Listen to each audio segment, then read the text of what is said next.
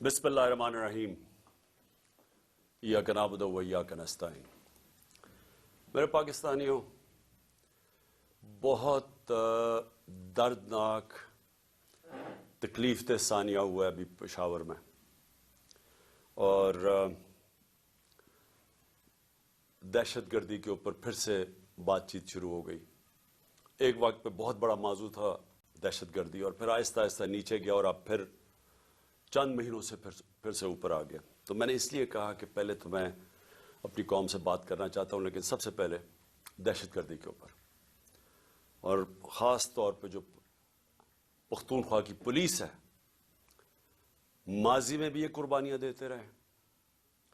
جب ہماری 2013 میں حکومت آئی تو تقریباً 700 پولیس والے شہید ہو چکے تھے، اور وہ میں اس کے پر ابھی بعد میں بات کروں گا۔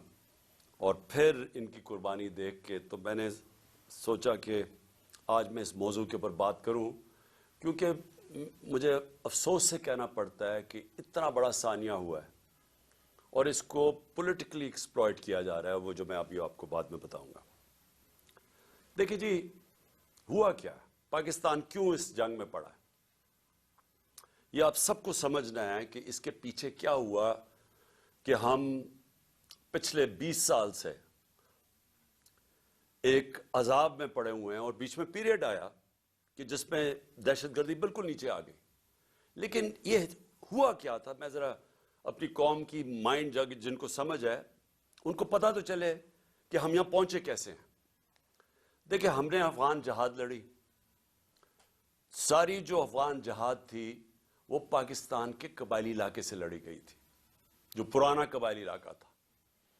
میں نے 1993 آج سے 30 سال پہلے ایک کتاب لکھی تھی پاکستان کے قبائلی علاقے کے اوپر، اور وہ میں سارے قبائلی علاقہ وزیرستان سے لے کے ساری ایجنسی سے ہو کے میں بجوڑ تک میں ٹریول کیا، میں نے اس کی تاریخ پڑھی، اور لہٰذا میں نے پھر وہ کتاب لکھی۔ لیکن جب میں وہاں قبائلی علاقے میں پھر رہا تھا تو تقریباً جتنے بھی میں حجرے جاتا تھا، زیادہ تر ان حجروں میں تصویر لگی ہوتی تھی ایک نوجوان کی، اور ہار اس کے گلے میں ڈالا ہوتا تھا۔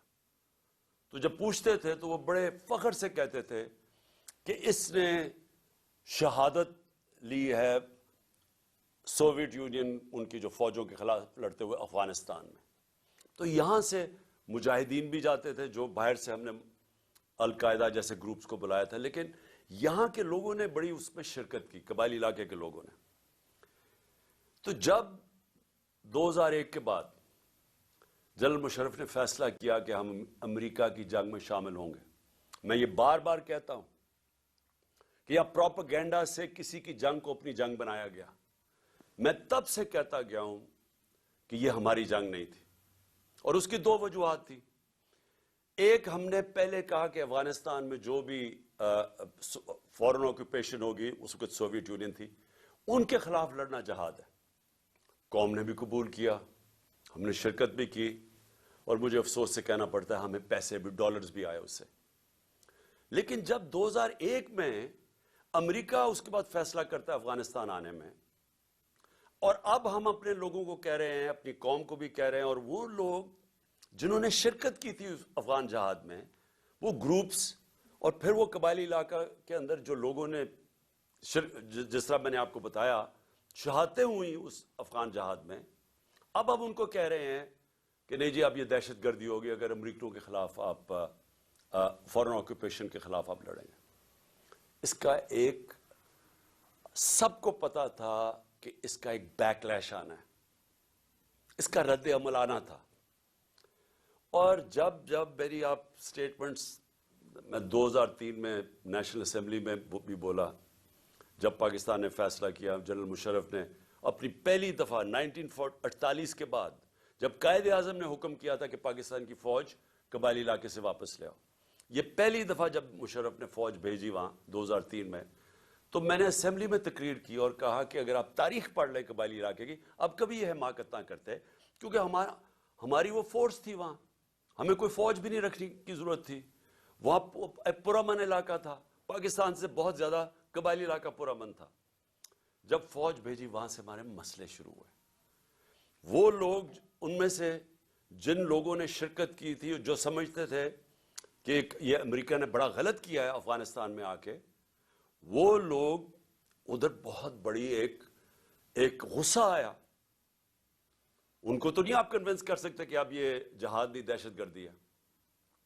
2002 کا الیکشن ہوتا ہے, اور اگر کسی کو شک تھا کہ یہ سارا جو پشتون علاقہ ہے یہ بڑا ناراض تھا کہ امریکہ جب افغانستان گیا, تو سارے 2002 کے اندر پشتون علاقے نے ایم ایم اے کو ووٹ دی, کیونکہ ایم ایم اے واحد پارٹی تھی جو کہہ رہی تھی کہ بہت برا ہوا. دوسرا خیر میں تھا, میری تو پارٹی چھوٹی سی تھی.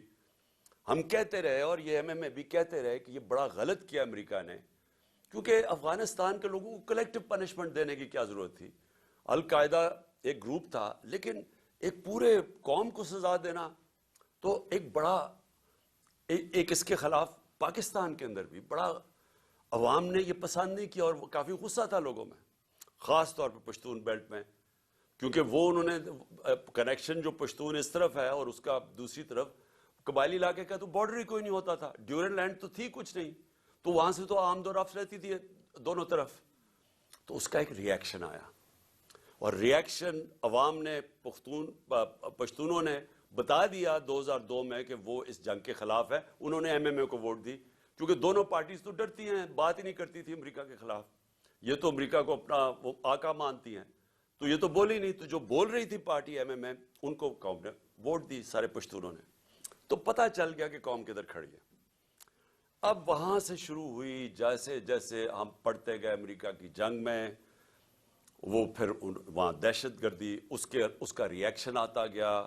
انہوں نے پاکستان کے خلاف جو پھر پہلی دفعہ 2004-05 میں ہم نے ٹی ٹی پی کا نام سنا. یہاں تو کوئی ملیٹنٹ طالبان نہیں تھے.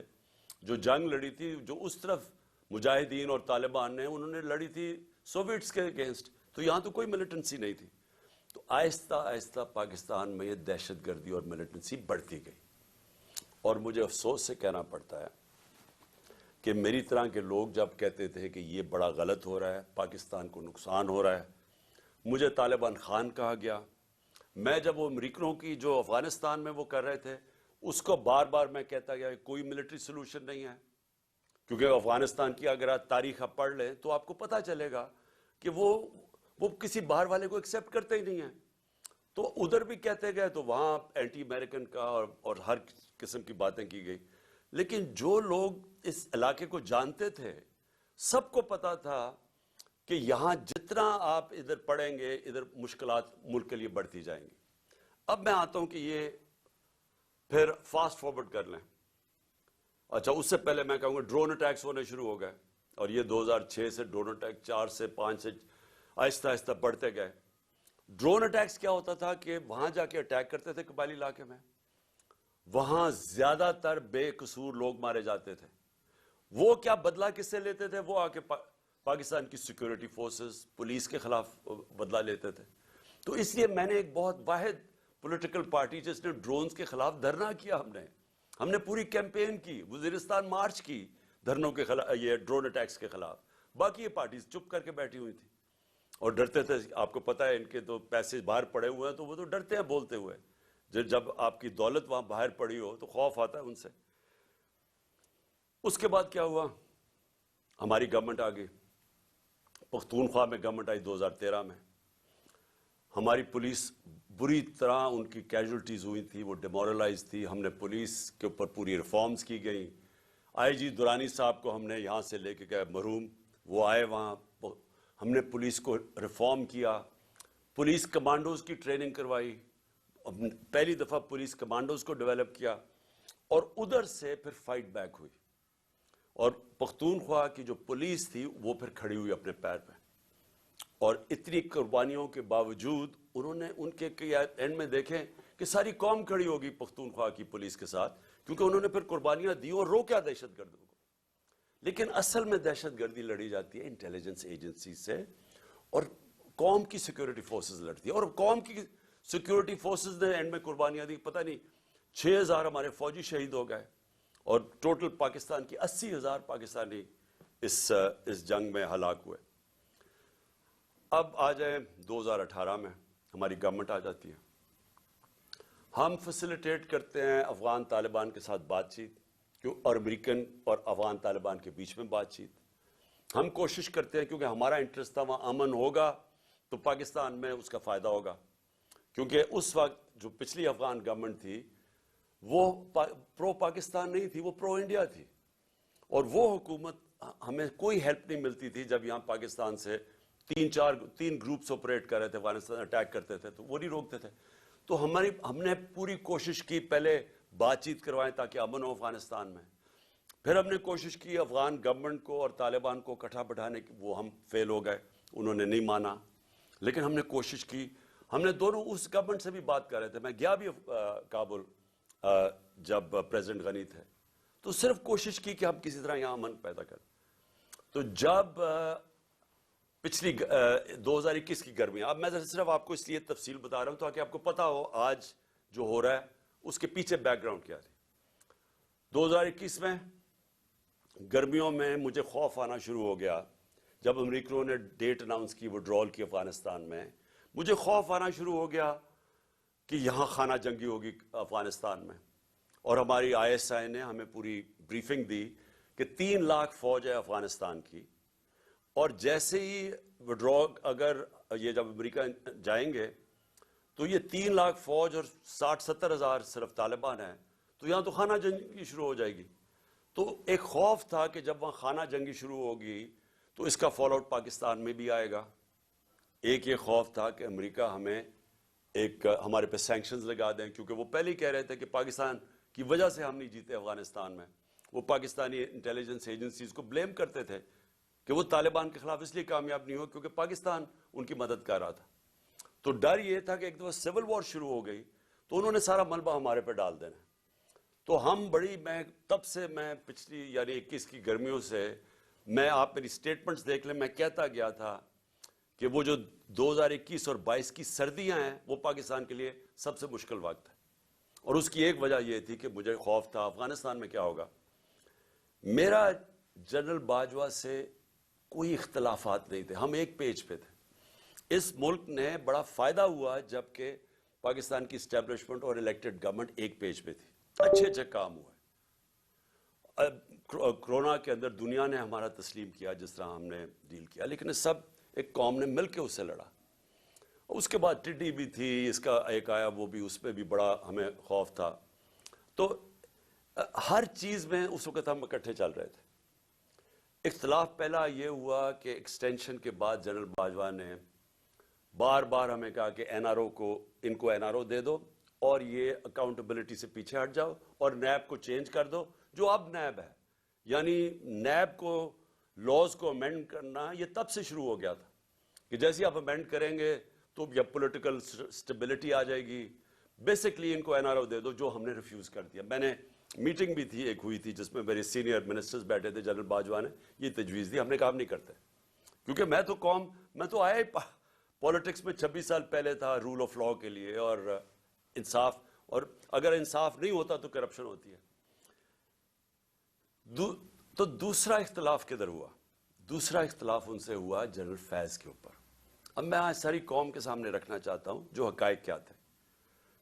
میرا جنرل فیض کو اس وقت میں سمجھتا تھا کہ کیونکہ 2021-22 کی سردیاں ہمارے لیے بڑی مشکل ہوں گی, میں چاہتا تھا کیونکہ افغانستان کا فال آؤٹ آنا تھا, میں یہ چاہ رہا تھا کہ ان کو یہ سردیوں تک جنرل فیض کو رکھا جائے. کیونکہ اگر سب سے مشکل ٹائم ہے تو جو سب سے ایکسپیرینسڈ آپ کا انٹیلیجنس کا چیف ہے اس کو ہونا چاہیے, آپ کا بیسٹ کھلاڑی ہونا چاہیے. مجھے تب سے خوف تھا دہشت گردی کا. میں نے بار بار جنرل باجوہ سے بھی بات کی, میں نے اپنی کیبنٹ کو بھی بتایا کہ سردیاں ہمارے لیے مشکل ہیں, کیونکہ ایک پوری تاریخ میں دیکھ رہا تھا, مجھے تو پوری بیک گراؤنڈ پتا ہے اس کی. اللہ نے کرم کرنا تھا ایک طرح ہمارے اوپر بھی اور افغانستان کے لوگوں کے اوپر کہ وہ جو امریکن جو ٹرین کیا ہوا تھا افغان فوج, اس نے ہتھیار ڈال دیے. پریزیڈنٹ غنی ملک سے چلا گیا افغانستان سے, ایک دم طالبان کی گورنمنٹ آ گئی, کوئی خانہ جنگی سے یہ سارا خطہ بچ گیا. اس نے, آپ کو اندازہ نہیں کہ پاکستان کے اوپر کتنا فائدہ ہوا اس کا. اگر خدا نہ خواستہ خانہ جنگی شروع ہو جاتی ہمیں سب سے بڑا نقصان ہونا تھا. اللہ نے کرم کیا، افغانستان کے لوگوں پہ ہمیں بچا لیا۔ اب اس کے بعد کیا ہوا؟ پاکستان، کیونکہ ہم نے دوحہ کے ڈائلاگز جو امریکن اور طالبان کے تھے، ہم نے سب سے زیادہ اس میں پروموٹ کیا، اس کے اندر ہمارا سب سے بڑا کام تھا۔ تو ایک جو گورنمنٹ سب سے پہلے جس کے سب سے اچھے تعلقات تھے افغانستان میں، وہ پاکستان تھا، اور جو دنیا نے ایکنالج کیا کہ جو ایویکویشن ہوئی افغانستان میں، اس میں پاکستان نے سب سے بڑا رول پلے کیا، کیونکہ ہمارے تعلقات اچھے تھے۔ اور پھر شاہ محمود قریشی کو میں نے وہاں بھیجا، انہوں نے ان سے میٹنگز کی۔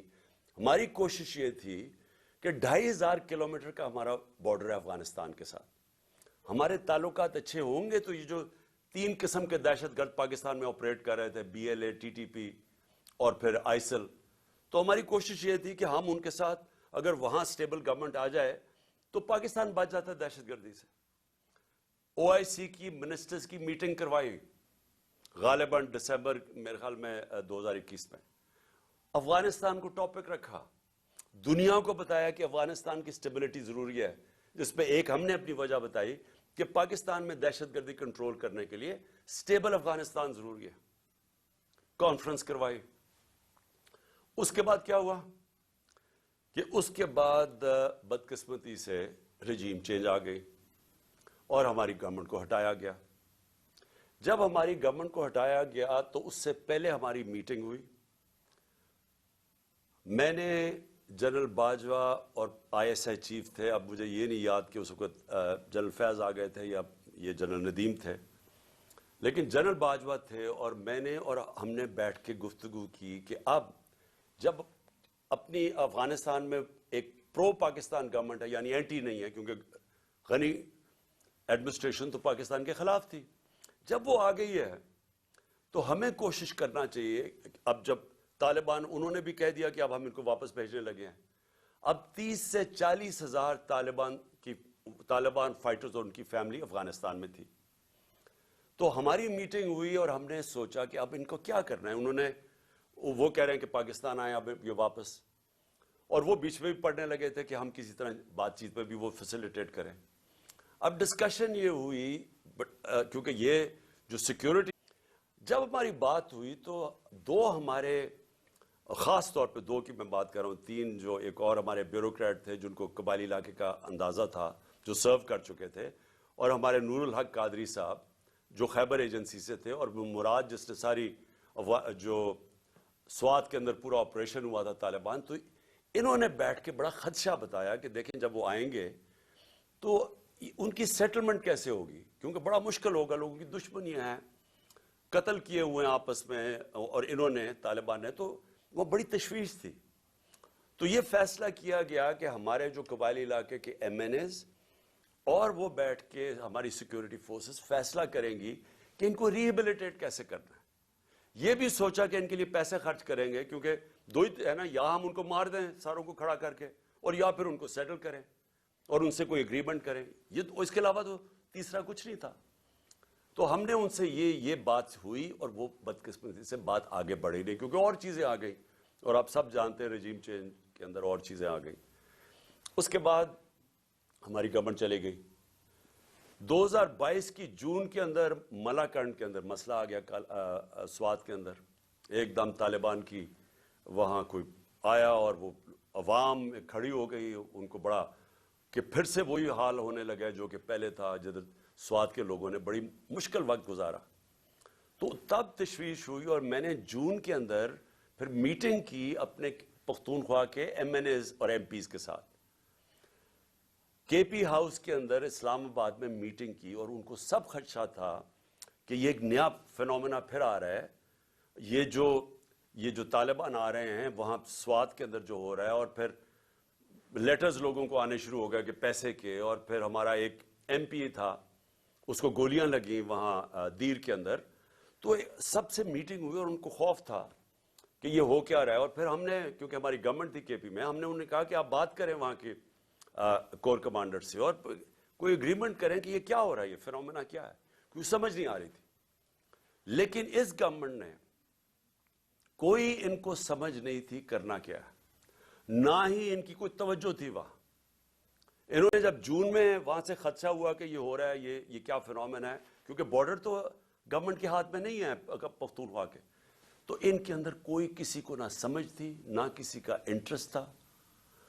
عجیب عجیب سی ان کی مزاحیہ سٹیٹمنٹس آئیں اور وہ ایشو وہیں کا وہیں رہ گیا. اب یہ ایشو آہستہ آہستہ بڑھنا تھا اور اب جدھر یہ پہنچ گیا ہے مجھے اب ہوا کیا جب پولیس پہ جب یہ اٹیک ہوا مسجد کے اندر تو ابھی وہ لوگ وہ بیچارے جو میں پھر سے آج سب کے سامنے ہم سب کو تکلیف ہے کہ جو جس طرح کی ہم نے وہ سینز دیکھے ہیں اور جس طرح وہ پولیس والوں کے اوپر ایک غصہ. اور سوال ابھی یہ پوچھا جائے کہ گورنر کے پی نے ابھی تو لوگوں قبروں میں دفن بھی نہیں کیا, ابھی تو لوگ تکلیف میں ہیں, ابھی تو انالیسس ہی نہیں ہوا کہ یہ ہوا کیا ہے. گورنر کے پی خط لکھ دیتا ہے کہ جی الیکشن کو ڈیلے کیا جائے, ملک صوبے کا صورتحال ٹھیک نہیں ہے.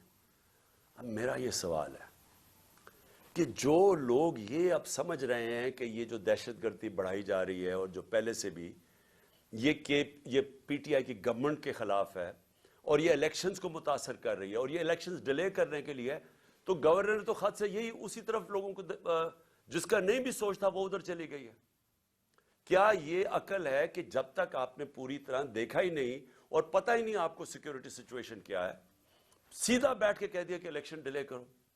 جو پرو گورنمنٹ کے تجزیہ نگار ہیں وہ بھی شروع ہو گئے کہ جی الیکشن ڈیلے کیا جائے. تو کچھ تو سوچ لیں کہ لوگوں کے اندر جدھر پہلے خدشات ہیں, ایک ٹرسٹ ڈیفیسٹ ہوا ہے کے پی کے اندر, پختونخوا کے لوگوں کو اعتماد چلا گیا ہے کہ یہ دہشت گردی ہے کیا. ہم سب جانتے ہیں کہ پی ٹی ایم کے کیا نعرے ہیں, اور جب پہلے سے خدشے ہیں تو یہ گورنر سٹیٹمنٹ دے رہا ہے کہ جناب الیکشن ڈیلے کر دے. تو میرا سب سے بڑا سوال اب یہ ہے کہ آج میں اس گورنمنٹ اور ان کے لوگوں سے پوچھنا چاہتا ہوں کہ جو ہمیں ذمہ دار ٹھہرا رہے ہیں, میں یہ پوچھنا چاہتا ہوں کہ میں اس کا تو جواب دے سکتا ہوں جب ہم اقتدار میں تھے. جب ہم اقتدار میں نہیں ہیں, یہ کہنا کہ کیونکہ اس دور میں انہوں نے یہ کیا تو آج یہ ہو گیا. سوال یہ ہے کہ ہمارے دور میں کیوں نہیں ہوا. 2013 سے ہماری گورنمنٹ تھی پختونخوا, جو سب سے بڑا صوبہ جدھر تباہی مچی. 2013 سے 18 تک ذرا دہشت گردی دیکھ لیں کہ پختونخوا میں کتنی ہوئی ہمارے دور میں, اور 2018 سے اب تک ہماری جب گورنمنٹ تھی مارچ اپریل تک مجھے یہ بتا دیں کتنی دہشت گردی تھی. تو آج ہمیں یہ کہا جا رہا ہے کہ جناب وہ کیونکہ انہوں نے پتہ نہیں کیا کیونکہ آج دہشت گردی بڑھ گئی. یہ بالکل اس لیے اسی طرح ہے جس کے اوپر ابھی میں اس کے بعد آؤں گا کہ جناب انہوں نے پتہ نہیں آج جو معاشی بحران آ گیا اور جو تباہی مچ گئی ہے پاکستان میں, جو لوگوں کی امید ہی ملک سے چلی گئی ہے, جو معاشی حالات ہیں, تو وہ کہہ رہے ہیں کہ جی وہ ہماری وجہ سے ہوا ہے. ہم اس کے ذمہ دار ہیں جو ہمارے دور میں ہوا ہے. جب ہم پاور میں نہیں ہیں, ہمارے سے کیوں جواب پوچھ رہے ہیں. میں آج پھر سے میں بار بار کہتا رہوں گا, مجھے ان کا پتا تھا کہ یہ نااہل اور کرپٹ لوگ, انہوں نے تو 30 سال حکومت کی اور ملک کو یہاں پہنچایا ہے. اور اب یہ کہنا کہ یہ جو جنرل باجوہ کی سوچ تھی کہ اب آ کے یہ ملک ٹھیک کر دیں گے, جو 17 سال میں سب سے بہتر پاکستان کی اکنامک پرفارمنس تھی, اس اکنامک پرفارمنس کے اوپر رجیم چینج کر کے ان کو لے آئے. میں بار بار جنرل باجوہ کو کہتا رہا اور میں نے واضح طور پہ شوکت ترین کو بھجوایا. میں اس لیے آپ کو کہوں گا کہ ہمیں پتا تھا یہ کیا ہونا ہے. میں ان کو جانتا ہوں 30 سال سے جو انہوں نے کیا پاکستان کے ساتھ. یہ جو قرضے چڑھے ہوئے ہیں جب سے یہ آئے ہیں, ذرا دیکھیں انہوں نے, یہ امیر ہوتے جاتے ہیں, ملک مقروض ہوتا جاتا ہے. تو انہوں نے ملک کیسے ٹھیک کرنا تھا. جو ملک کو تباہی کی طرف لے کے جائے وہ ملک ٹھیک کیسے کر سکتا ہے. ان کے یہ جو نون لیگ کی 99 یہ گورنمنٹ چھوڑ کے گئے ہیں, ذرا دیکھ لیں کہ کیا حال تھا پاکستان کی معیشت کا, اور اب یہ جو 2018 میں چھوڑ کے گئے تب دیکھ لیں کیا حال تھا. تو اب ان کو جب ہمیں ہٹا کے ان کو لے کے آئے, انہوں نے اب ٹھیک کر دینا تھا ملک. چلتی ہوئی معیشت جو 17 سال میں اس کی گروتھ ریٹ یعنی جو اکانومی میں دولت میں اضافہ ہو رہا تھا 5.7 اور 6%, آخری 2 سالوں میں کرونا کے باوجود. کرونا کا بھی میں بار بار آپ کو اس لیے یاد کرواؤں گا, یہ دنیا کے اندر اتنا بڑا ثانیہ صدی میں ایک دفعہ آتا ہے, اور دیکھیں گے پاکستان کیسے نکلا اس میں سے. اور پھر اپنے لوگوں کو, معیشت کو, سب کو بچا لیا, غریبوں کو بچا لیا. اور ہم جب وہاں سے جب اس کو بتایا جنرل باجوہ کو کہ یہ نہ کامیاب ہونے دیں, اور اس لیے کامیاب نہ ہونے دیں کیونکہ یہ نہیں سنبھال سکیں گے, اور وہی ہوا. جیسے ہی آئے ملک نیچے جانا شروع ہو گیا. مجھے بتائیں کون سا اتنا بڑا عذاب آیا تھا؟ کیا چینج آیا کہ دہشت گردی بھی اسپانوں میں چلی گئی اور یہ معیشت بھی زمین پہ چلی گئی؟ کون سا چینج آیا تھا؟ یعنی کوئی مجھے سمجھائے کہ ہمارا تو مسئلہ بنا ہوا تھا, تیل پہنچ گیا تھا $110 سے $115 بیرل, اب وہ آگے ابھی اوپر ہی بھی ہے تو $85 کا ہے. تو جب اصل تو مہنگائی تیل کی وجہ سے آتی ہے جو آپ امپورٹ کرتے ہیں. تو ہم نے تو جو انرجی کی قیمتیں وہ بھی اوپر گئیں, کموڈٹی سپر سائیکل جس کو کہتے ہیں اس کو بھی گزارا. 2.5 سال ہم IMF کے نیچے تھے, IMF کے پروگرام سے بھی گزرے. اس کے باوجود اگر ہم یہ پاکستان کی دولت میں اضافہ کر سکتے ہیں, انڈسٹری بھی گرو کر رہی تھی, کسان بھی خوش تھا, سروسز بھی اوپر جا رہی تھی, فیوچر ٹیکنالوجی اس میں گروتھ آ گئی تھی, ہمارے ٹیکس کلیکشن بڑھ گئے تھے, ہمارے record tax collection, overseas Pakistani کو اعتماد تھا ہمارے پہ, وہ ریمیٹنسز ریکارڈ بھیج رہے تھے $31 ارب کی. تو یہ آتے ساتھ ہی آج نیچے کیسے پہنچ گئے؟ یہ ہونا ہی تھا. اور میں آپ کو صرف یہ بتانا چاہتا ہوں کہ آج ہم کدھر جا رہے ہیں. میرے سے وہ چیزیں پوچھیں جب میں اقتدار میں تھا, اگر یہ نہ ہٹاتے پھر ہم ذمہ دار تھے. اگر یہ نہ سازش کر کے, یہ جو شہباز شریف اب بولتا پھرتا ہے, کیوں آپ نے سازش کی تھی کہ اگر آپ کو اتنا خوف تھا, ہماری تیاری نہیں تھی, ملک کے حالات بہت برے تھے, ہمیں رہنے دیتے. 1 سال, 1.25 سال, 1.5 سال رہ گیا تھا, ہم ذمہ دار تھے. پھر ہم اس کے ذمہ دار کیسے ہو جو آپ آ کے ملک کا بیڑا غرق کر کے رکھ دیا ہے, ہر طرح ملک نیچے لے گئے ہیں. مجھے یہ ذرا یہ سمجھائیں کہ 90 روپیہ گرا ڈالر کے مقابلے میں, 90 روپے. کیا اس کے ہم ذمہ دار ہیں؟ یعنی کیا آپ مجھے صرف یہ سمجھا دیں کہ یہ جسٹیفائی کیسے کرتے ہیں کہ 90 روپے ڈالر کے مقابلے میں کم ہو گیا؟ 90 روپے پاکستان کی دولت, لوگوں کے پیسے کے اندر کمی آ گئی ہے. یعنی جب آپ ڈالر اوپر جاتا ہے تو آپ کے روپے کی جب قیمت نیچے جاتی ہے تو آپ کی خریدار کی قیمت نیچے چلی جاتی ہے. اس سے جو چیز آپ باہر سے امپورٹ کرتے ہیں وہ سب مہنگی ہو جاتی ہیں. اور اس کا جب اثر آئے گا, جب 90 روپے آپ گراتے ہیں, آپ گرتا ہے کہ آپ کی نااہلی کی وجہ سے, اس کا اثر کدھر آ رہا ہے؟ ہر شعبے پہ اس کا اثر آ رہا ہے. سب سے پہلے مہنگائی. آج لوگوں کا سب سے بڑا مسئلہ مہنگائی بن چکا ہے. لوگ, تنخواہ دار لوگ آج سوچتے ہیں کہ ان کی تنخواہ میں کیسے گزارا ہوگا, اور ابھی پوری مہنگائی آئی نہیں ہے. ابھی تو اثر, یہ جو آخری 35 روپے گرے ہیں, ابھی اس کا اثر نہیں آیا. ابھی تو جو پٹرول اور تیل کی قیمتیں بڑھی ہیں, جو انہوں نے پٹرول اور ڈیزل بڑھایا ہے 35 روپے لیٹر, ابھی یہ اور بڑھنا ہے, کیونکہ جو روپیہ گرا ہے اس کا ابھی آپ کو اثر آئے گا, کیونکہ جو باہر سے چیزیں مہنگی ہوں گی. اور یہ کیسے مجھے بتا سکتے ہیں کہ 16 ارب ڈالر کے ریزروز چھوڑ کے گئے تھے, آج 3 ارب ڈالر کے تقریباً رہ گئے. تو کیا اس کی 9 مہینے میں یہ ہوا ہے؟ تو پھر سے میں کہتا ہوں, کون سی قیامت آئی تھی کہ ملک کو یہاں پہنچا دیا؟ اور میں عوام کو بتانا چاہتا ہوں کہ ابھی جو مہنگائی ہے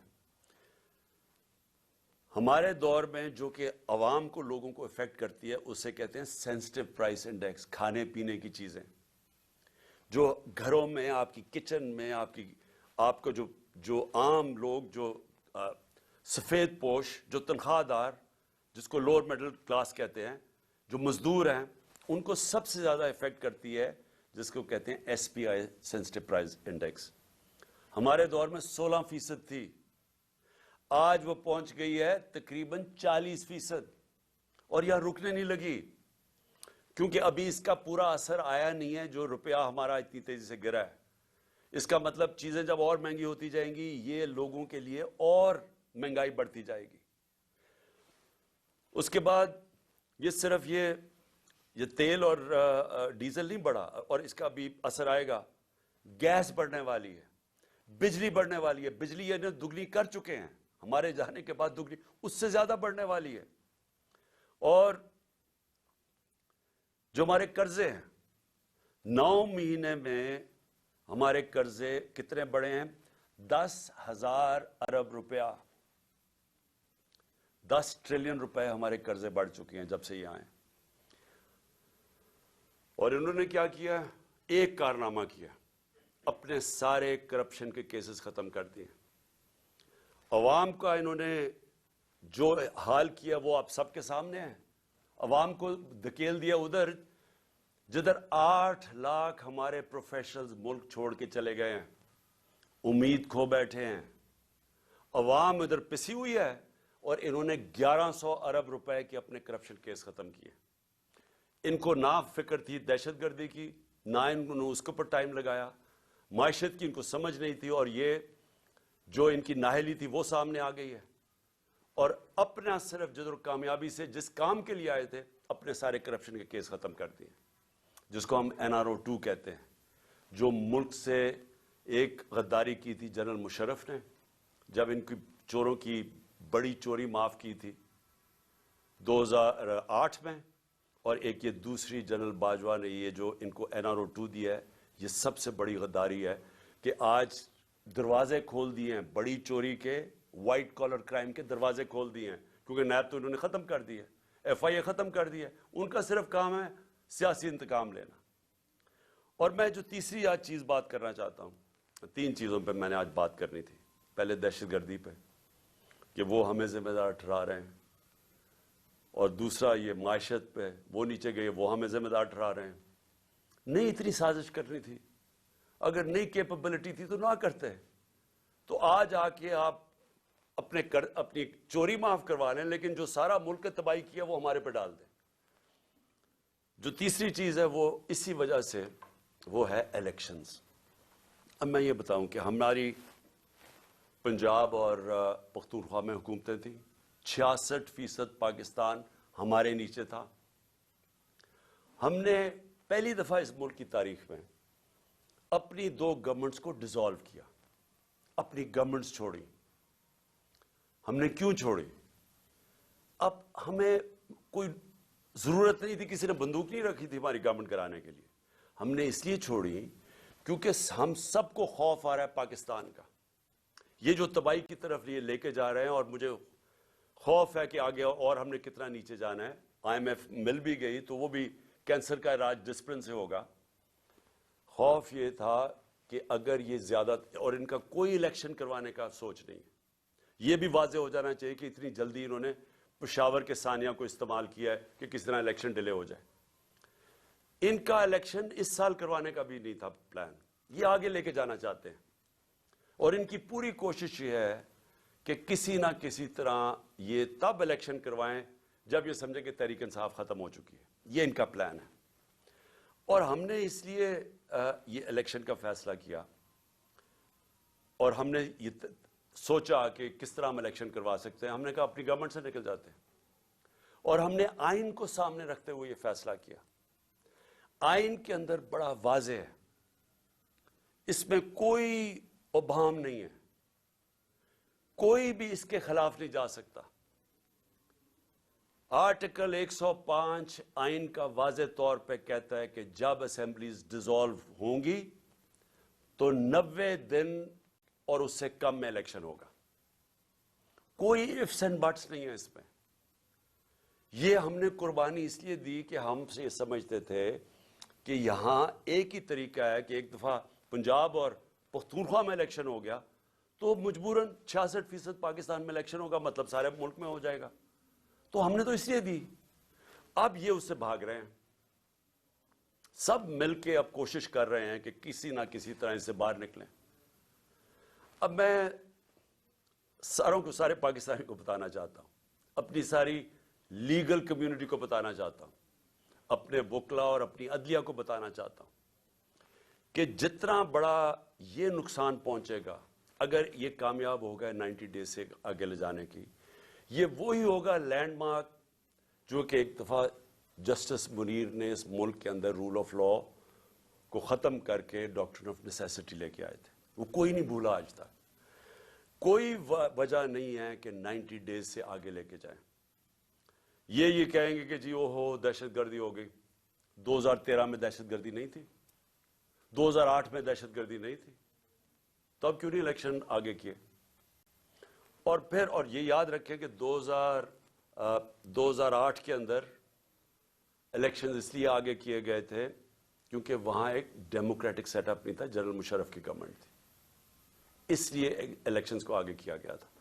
تو یہ جو پلان کر رہے ہیں کہ جی کسی طرح اس کی آڑ لے کے دہشت گردی کی الیکشن آگے کریں گے، اس سے بڑا ظلم اس ملک میں نہیں ہوگا، کیونکہ اس کا مطلب کہ وہ سیٹ اپ صرف اس لیے رہ جائے گا، وہ ڈرا صرف ایک راستے میں ہے کہ کہیں عمران خان اور پی ٹی آئی نہ جیت جائے. اور وہ انہوں نے کیا کہ آئین کی وائلیشنز تو بھی شروع کر دی ہیں. سب سے پہلے تو ایک جو آرٹیکل 105 ہے، گورنر نے کیوں نہیں اناؤنس کی ڈیٹ ابھی تک؟ یہ ڈائریکٹ آئین کی وائلیشن ہے. جو بھی 90 ڈیز سے آگے لے کے جائے گا اس کے اوپر آرٹیکل 6 لگے گا.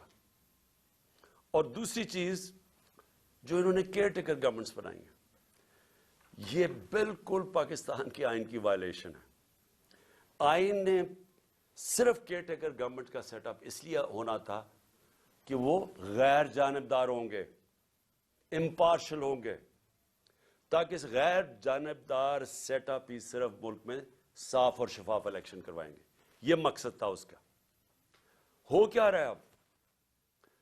وہ حکومتیں آ گئی ہیں پختونخوا میں اور یہاں پنجاب میں، جو یہی نہیں کہ وہ صرف غیر جانبدار نہیں ہیں، وہ سخت ہمارے خلاف ہیں. ابھی سے سارے قدم اٹھانے شروع ہو گئے ہیں جو کہ یہ شہباز شریف کی حکومت بھی نہ تھوڑا سوچ سمجھ کے کرتی، کیونکہ جلدی میں ہے. ابھی سے ہمارے اوپر کیسز قدم جو فواد چودھری سے انہوں نے کیا. اور فواد چودھری سے کیوں کیا؟ فواد چودھری کا یہ بتانے کی کوشش کر رہے ہیں کہ ہم اس طرح آپ کو ذلیل کریں گے. ہتھکڑیاں، وہ کوئی دہشت گرد تھا، اس کے منہ پر کپڑا ڈال کے لے کے آ رہے ہیں. اس کو کمرے میں یعنی اتنی سردی کے اندر اس کو کمرے میں زمین پہ اس کو سلوا رہے ہیں. وہاں کون سا جرم کیا اس نے؟ اعظم سواتی سے پہلے یہ کیا، شہباز گل سے پہلے یہ کیا. یہ لوگوں کو ڈرا رہے ہیں کہ یہ ہم کر دیں گے آپ کے، تاکہ آپ چپ کر کے کسی نہ کسی طرح ہاتھ کھڑے کر کے تو ان نون لیگ کو الیکشن جیتتے جائیں. اور تب تک یہ نہیں کریں گے جب تک یہ سمجھیں گے کہ انہوں نے یہ کیئر ٹیکر لے کے اس لیے آئے ہیں ہمارے اوپر تشدد کریں، کیسز کریں، جیلوں میں ڈالیں، ڈرائیں دھمکائیں، ایف آئی آرز کریں، کرپشن کیسز کریں. پرویز الہی کے گھر پولیس بھیج دی، کل کتنی گاڑیاں چلے گئی وہاں اس کے اوپر. ہمارے وہ ورکرز کے ان کو پولیس بلا کے ہراساں کرنا شروع ہو گئی ہے کہ تمہارے کیسز کریں گے، ان کو ٹیلی فون کر رہے ہیں. تو کیا یہ کیئر ٹیکر کرتی ہے؟ کیا پاکستان کی تاریخ میں کبھی کیئر ٹیکر نے ایسی حرکتیں کی ہیں؟ میری جے آئی ٹی، اب ذرا یہ سن لیں، میری جو جے آئی ٹی بنائی ہوئی ہے جو میرے اوپر قاتلانہ حملہ ہوا، یہ سوچیں کہ وہ ابھی نوٹیفائڈ ہے، پنجاب گورنمنٹ نے نوٹیفائی کی ہوئی ہے وہ جے آئی ٹی. اس کو آتے ساتھ ہی سارے اس کو نان فنکشنل کر دیا، اس کے ریکارڈ سیل کر دیے. کس چیز کا خوف ہے؟ پہلے وہ 2 ڈی پی او گجرات اور یہ جو سی ٹی ڈی کا ایس ایس پی تھا، وہ کوپریٹ، وہ ہمارے نیچے آفیسرز کام کر رہے ہیں، وہ پنجاب گورنمنٹ کی بنائی ہوئی جے آئی ٹی سے وہ کہتے جی ہم جواب دینی ہے. ان کو کہا فون پکڑائیں جنہوں نے آپ نے ویڈیوز بنائی ہوئی ہیں، نہیں جی ہم نہیں دیتے. انہیں کہا آؤ جے آئی ٹی کے سامنے، ہم نہیں آتے. کون ان کے پیچھے ہے؟ کون اتنا طاقتور ہے کہ پنجاب پولیس اتنی کانفیڈنٹ ہو جائے، اتنا اس کو اعتماد ہو کہ ان کے پاس کوئی طاقتور ان کے فورسز ہے کہ ایکس پرائم منسٹر بڑی پارٹی کا ہیڈ اپنی ایف آئی آر نہ کٹوا سکے اپنے صوبے میں. اور پھر جن کو خوف ہے، وہ جو طاقتور لوگ جن کو خوف ہے کہ کوئی چیزیں نہ سامنے آ جائیں جے آئی ٹی کی، وہ سارے طاقتور لوگ پوری کوشش کریں سیبوٹاج کرنے کی. لیکن سیبوٹاج کرنے سے پہلے کیا چیزیں سامنے آ گئی ہیں؟ پہلے میں یہ ذرا آپ کو 2 چیزیں بتا دوں کہ پہلے تو 16 دسمبر کو جے آئی ٹی نے جو فورینسک رپورٹ دی تھی عدالت میں، اس میں کیا چیز آئی؟ 2 شوٹر تھے. انہوں نے یہ اسٹیبلش کر دیا کہ دو بندوق والے تھے جنہوں نے گولیاں چلائی. وہ 16 دسمبر کی آ گئی. اب تین جنوری کی جو فرینزک رپورٹ ہے جو عدالت میں اب گئی ہے، ابھی گئی ہے عدالت کے اندر، یہ عدالت میں جمع ہو گئی ہیں. اس نے اسٹیبلش کیا ہے کہ 3 شوٹر تھے. سو جو سارا بنایا ہوا تھا کہ جی ایک دینی انتہا پسند ہے جس نے کہا میں اکیلا ہوں، اس کو پڑھا کے بھیجا تھا پہلی سٹیٹمنٹ میں اکیلا ہوں، تو پہلے تو یہ ثابت ہو گیا کہ 3 شوٹر تھے. تو ساری جو سازش تھی وہ سامنے آ گئی. اور 3 شوٹر اس طرح تھے کہ اس کی گولیاں جو ہم کہہ رہے تھے، جو میں بھی کہہ رہا تھا کہ اوپر سے میرے گولی چھت سے گولیاں، ان کے گولیوں کے خول مل گئے جو انہوں نے آئیڈینٹیفائی کیا ہے جے آئی ٹی نے، جو کہ اب عدالت میں جمع کروا دی. تو سوال میرا یہ پھر سے بنتا ہے کہ کیا ایک کیئر ٹیکر گورنمنٹ جس کا کام ہی یہ نہیں ہے، جس کا کام یہ تھا کہ وہ صرف اور صرف الیکشن کروائے، وہ انٹرفیئر کر رہی ہے جے آئی ٹی میں؟ کون ہے ان کے پیچھے؟ کون ہے یہ ان کو جو ایڈوائز کر رہا ہے کہ سارے جو آفیسرز یہاں لگوائے جائیں وہ سارے اینٹی پی ٹی آئی ہوں؟ ان آفیسرز کو لگایا جا رہا ہے جنہوں نے 25 مئی میں ہمارے اوپر ظلم کیا تھا. ہم نے 22 صرف ساری پنجاب کی فورس سے ہم نے 22 لوگوں کے نام دیے تھے کہ ان کو آپ کو نہیں لگانا چاہیے، یہ سخت ہمارے تحریک انصاف کے خلاف ہے، انہوں نے ہمارے اگینسٹ ایکشن لیا تھا. ان میں سے 13 کو لگا چکے ہیں، 22 میں سے 13 لگ گئے اور باقی لگنے والے ہیں. کون سی کیئر ٹیکر گورنمنٹ نے پاکستان کی تاریخ میں یہ کیا ہے؟ اور میں ایک اور بھی بات کرنا چاہتا ہوں کیونکہ یہ میرے اوپر جو قاتلانہ حملہ ہوا تھا، ایک قیامت کی نشانی آ گئی ہے. آصف زرداری نے میرے اوپر ہرجانہ کر دیا، ڈیفیمیشن کر دی ہے. ڈیفیمیشن کا کیا مطلب ہوتا ہے؟ کہ میری ریپوٹیشن کو نقصان پہنچایا گیا ہے، اس لیے میں عدالت میں جا رہا ہوں. آصف زرداری صاحب، سب سے پہلے جب یہ عدالت میں کیس جائے گا، میں تو بڑا شکر کر رہا ہوں کہ آپ عدالت میں آئیں گے. سب سے پہلے وہ آپ سے پوچھیں گے کیا آپ کی کوئی ریپوٹیشن ہے جو خراب ہوئی ہے، اس کو نقصان پہنچ سکتا ہے. ساری دنیا میں مضمون آپ کو دکھائیں گے پہلے کہ مسٹر 10% آپ کا نام رکھا گیا تھا، کہ ہر چیز کے اوپر پیسے بناتے تھے. سندھ کے لوگوں سے پوچھیں کہ کیا ظلم کا نظام آپ نے وہاں رکھا ہوا ہے. قرآن پہ ہاتھ رکھ کے بتائیں کہ آپ نے اب تک کتنے لوگ مروا چکے ہیں. وہ جج کا جو نام آپ کے اوپر آتا ہے، بتائیں نا لوگوں کو کہ آپ نے کیا کیا کیا اپنی ماضی میں، کس طرح کی دہشت پھیلائی ہوئی آپ نے سندھ کے اندر. میں تو شکر کر رہا ہوں کہ میرے اوپر ہرجانہ کریں آپ. اور پھر کیا یہ جب میں کہہ رہا تھا کہ میرے اوپر حملہ ہونے والا ہے، یہ جو جی آئی ٹی کی رپورٹ کے سامنے کہ ایک دینی انتہا پسند کے نام پہ مجھے قتل کریں گے، تو کیا کسی نے رائٹنگ میں دیا تھا کانٹریکٹ؟ مجھے پتا چل ہی گیا تھا نا کہیں سے.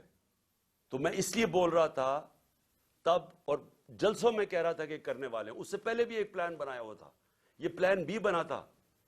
تو کوئی مجھے رائٹنگ میں تو کسی نے نہیں کہا تھا کہ آپ ثبوت دیں. جی مجھے انفارمیشن ملی تھی تو میں نے کہا تھا، اور وہ ساری انفارمیشن ثابت ہو رہی ہے. یہ جو جی آئی ٹی میں کور اپ کرنے کی کوشش ہو رہی ہے، یہ طاقتور لوگ اپنے آپ کو بچا رہے ہیں، اس لیے وہ خوف زدہ ہیں کہ کہیں سچ نہ سامنے آ جائے.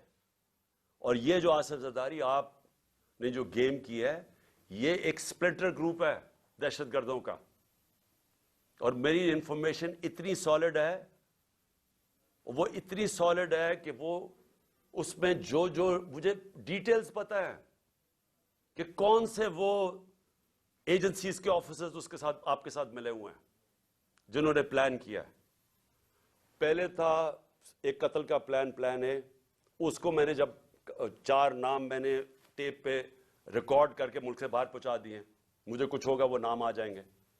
پھر پلان بی بنا جس میں 3 لوگ ملوث تھے، اس کا میں نے سیدھی طرح، اور اس کی ایف آئی آر، اس کی کیونکہ ایف آئی آر نہیں ہوئی، اسی سے ثابت ہوتا ہے کہ وہ 3 ملوث تھے. کیونکہ میری رائٹ ہے، یہ تو میرا حق ہے کہ ایف آئی آر، میرے اوپر قاتلانہ حملہ ہوا، مجھے اجازت ہونی چاہیے تھی، انویسٹیگیشن میں اپنے آپ کو ثابت کر لیتا ہے. اور یہ جو تیسرا جو یہ پلان انہوں نے کیا ہوا ہے، اب یہ دہشت گردی کے نام پہ ہوگا کہ پہلے تو دینی انتہا پسند نہ سلمان تسیر ٹائپ مرڈر، اب یہ ہوگا کہ جی دہشت گردی ملک میں آ گئی ہے، تو جی دہشت گرد کا خود کش حملہ ہو گیا اور عمران خان کو مار دیا.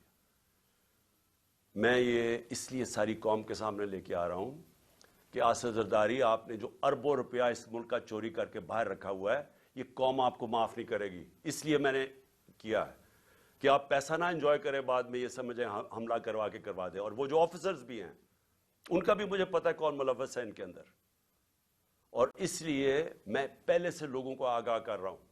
اور میں بڑا شکر کر رہا ہوں کہ اس آدمی کو میرے ساتھ عدالت میں کھڑا کرو. میں اس کی پوری کتاب ہوگی، اتنی بڑی کتاب ہوگی بتانے کے لیے کہ اس کے پاس ریپوٹیشن ہی نہیں ہے ڈیفینڈ کرنے کے لیے. آخر میں اپنی قوم کو میرا آخری پیغام یہ آج کی تقریر کا کہ دیکھیں، ایک ملک پھر سے یہ یاد رکھیں کہ ہم جس طرح جا رہے ہیں یہ ملک ہم تباہی کی طرف جا رہے ہیں. کیوں؟ کیونکہ ہمارا ایک بہت بڑا، جب پاکستان بنا تھا اس کے پیچھے ایک بڑا فلسفہ تھا، اس کے پیچھے قربانیاں تھیں، اس کے پیچھے ایک بڑی خواب تھی. اس ملک کو بنانے کے لیے ساری دنیا، مسلمان دنیا میں خوشیاں ہوئی تھیں. مجھے البینیا کا پرائم منسٹر ملا ایک دفعہ. اس نے کہا کہ ہم قائد اعظم کی تقریریں سنا کرتے تھے، اب وہ فوت ہو گئے، ہم ریڈیو پہ سنا کرتے تھے. اور نیلسن منڈیلا نے کہا کہ وہ قائد اعظم کی تقریریں سنتے تھے کیونکہ وہ سارے آزادی کی جنگ میں ملوث تھے.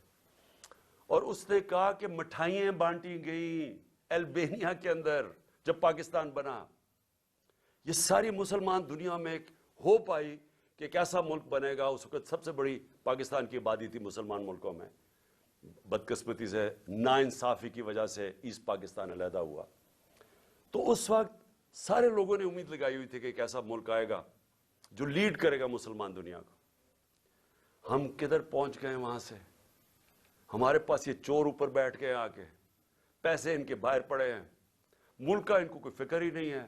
روپیہ 90 روپیہ ڈالر مہنگا ہو گیا ہے ان کے 9 مہینے میں.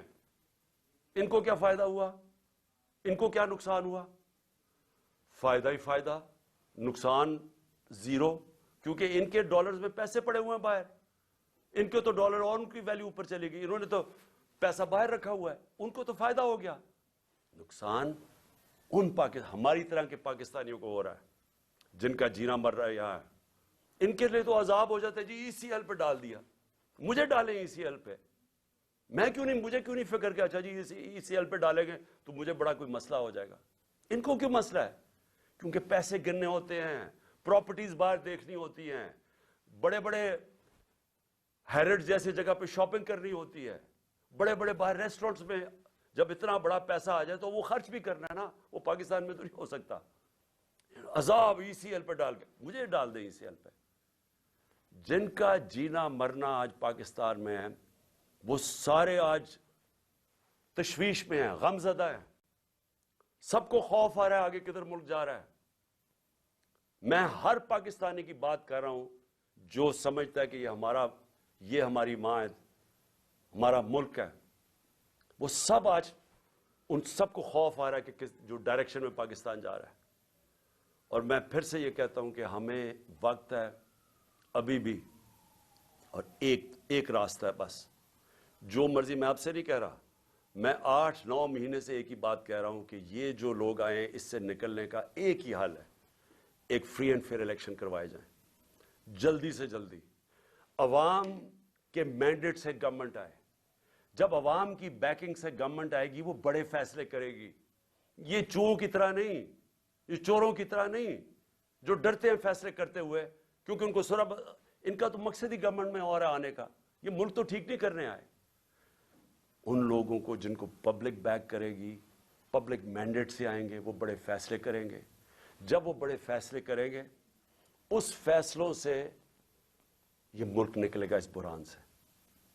یہ صرف انتظار کر رہے ہیں. میں ختم کرتا ہوں، کرکٹ سے ختم کرتا ہوں کیونکہ میری بڑا زندگی کا حصہ تھا کرکٹ. یہ میچ ایسا ہے، یہ میچ کھیلنا چاہتے ہیں ان کے اپنے امپائر، اپنے سلیکٹروں، اپنی پچ ہو، اپنا تھرڈ امپائر ہو. قانون یہ بیچ میں میچ کے بدلتے رہے، دیکھ رہے ہیں نا دوسری ٹیم شاید جیت نہ جائے، قانون بھی بدلتے ہیں، قانون بھی گیم کے یہ بدل رہے ہیں. اور جو مخالف ٹیم ہے اس کے کیپٹن کو یہ جیل میں ڈالنا چاہتے ہیں، اس کے اچھے پلیئرز کو یہ ان کے اوپر مقدمے کر کے ان کو باہر رکھنا چاہتے ہیں ٹیم سے. باقی جو ٹیم ہے ان کو کوئی پولیس ڈنڈے شنڈے مار کے کسی کی ٹانگ توڑ دی, کسی کا ہاتھ توڑ دیا. اوپر سے جب یہ سمجھے گے نا کہ اب یہ ٹیم بالکل ہی اب نکارہ ہو گئی ہے, تو پھر وہ 12th مین جو باہر لنڈن میں بیٹھا ہوا ہے, وہ جب سمجھے گا نا, وہ اتنا ڈرپوک آدمی, وہ صرف تب واپس آئے گا جب وہ سمجھے گا اب ٹیم قابل ہو گئی ہے کہ جناب میں اب نیلسن منڈیلا آ کے اب میں جیتوں. ایسے ہونا نہیں لگا, کیونکہ ایک اور امپائر ہے مالک یوم الدین, وہ فیصلہ کر بیٹھا ہے آپ جو مرضی کر لیں, میچ آپ نے ہارنا ہے. پاکستان زندہ باد.